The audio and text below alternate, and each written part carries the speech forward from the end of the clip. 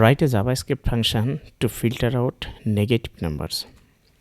আমাদের একটা অ্যারে দেওয়া থাকবে, এই অ্যারের ভিতরে নেগেটিভ নাম্বারগুলো আমরা কিভাবে বের করে দিতে পারি এই জন্য একটা ফাংশন ইউজ করতে যাচ্ছি।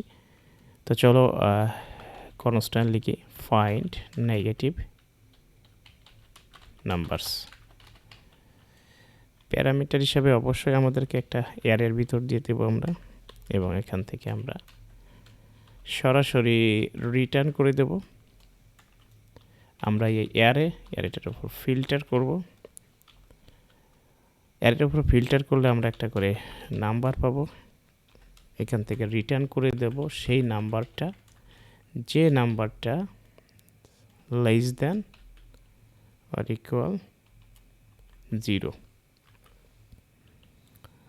তো এটা আমরা কনস্ট্যান্ট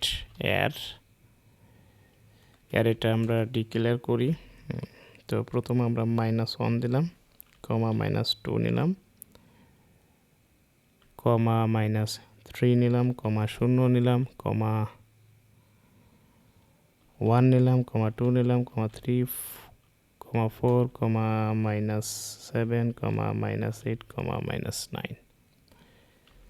আমরা এই অ্যারেটা ডিক্লেয়ার করে নিলাম। এবার আমাদের রেজাল্টের মধ্যে অ্যাসাইন করলাম ফাইন্ড নেগেটিভ নাম্বারস, কল দিলাম। আর্গুমেন্ট হিসেবে আমরা অ্যারেটা পাস করে দিলাম। কনসোল ডট লগ করে দেব আমরা রেজাল্টটা।